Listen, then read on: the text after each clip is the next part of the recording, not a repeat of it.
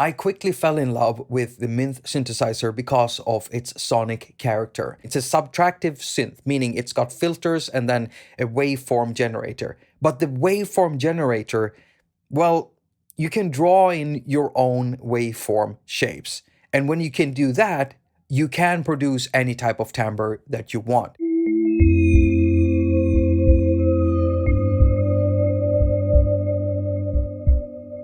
And not only do you get to draw the waveform shapes for all of the oscillators in here, 3 of them, you also get to draw the waveform shapes for your modulation, for the 4 LFOs in here. And on top of that, you also have individual envelopes for all the LFOs. It's just very, very nice the way that this thing is set up.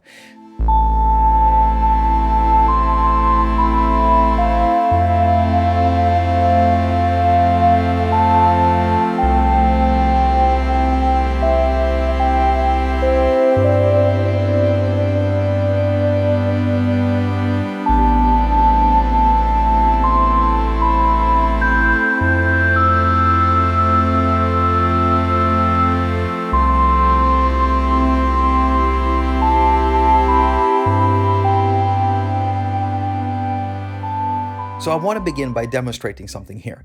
I recently published a track called You Need to Hear This Babe.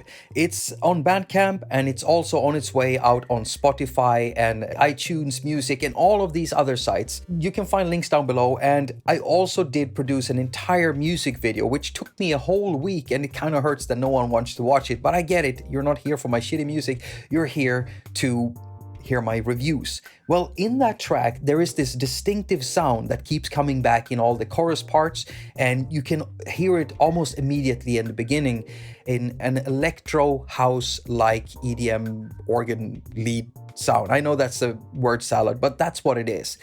Bunch it and bunch it and bunch it and bunch it and no, babe. Bunch it and no, babe. Now, it's a very simple sound to make, and you make it by taking a synthesizer with 3 oscillators, and then you just set all of the oscillators to play sawtooth waveforms. Next, you just need to detune 2 of the oscillators up and down in octaves. There you go. Now, there is one more thing that you need to add to this to make it sound like a contemporary electro house lead sound, and that is to heavily saturate it. Now, one way would be to add some white noise to the mix.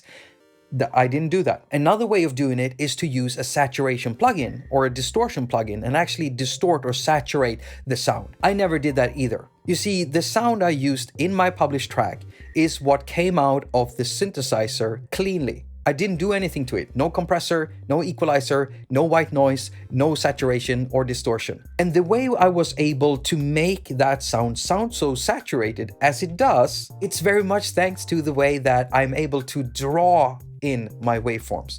You see, I started with sawtooth waveforms, and then I just added more harmonics by drawing them in there, getting closer to an unclean sound.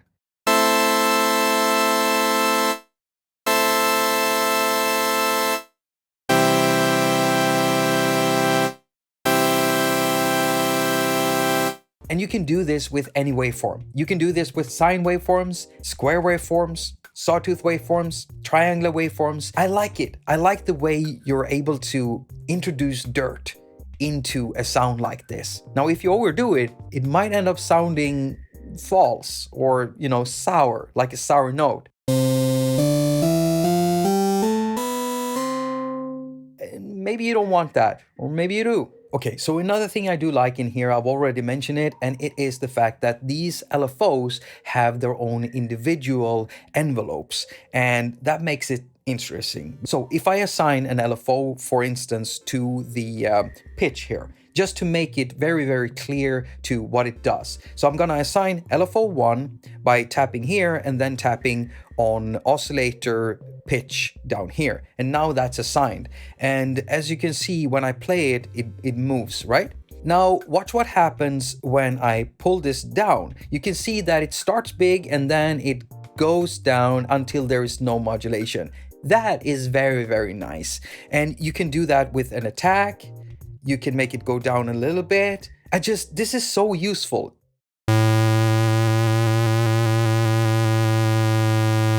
Very, very useful. And I like the fact that you can also modulate all the LFOs with themselves.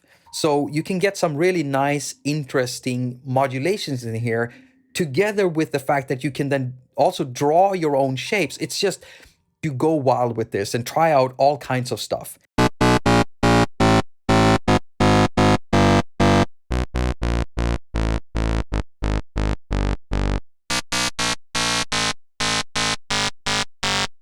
So what are you saying, Jakob? Is everything just gold and green forests with Mynth?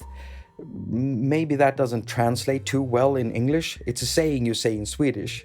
Allt guld och gröna skogar. It's like asking someone, so you mean everything is swell and perfect and wonderful? And I'd say no.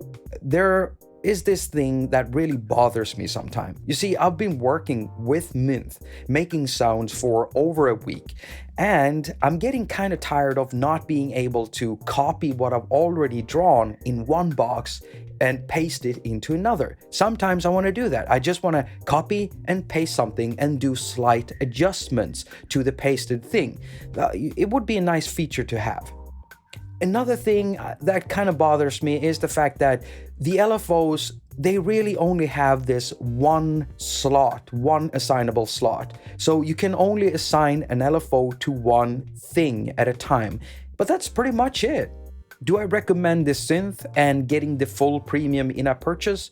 Yes, I do. First of all, it unlocks preset saving and, stuff like FX section and things like that. But it's also a way of saying, hey, developer, you did a good thing here. And if you like the synthesizer and you want to use it, then you should thank the developer and make it so that they keep on working on it, or at least make more apps like this.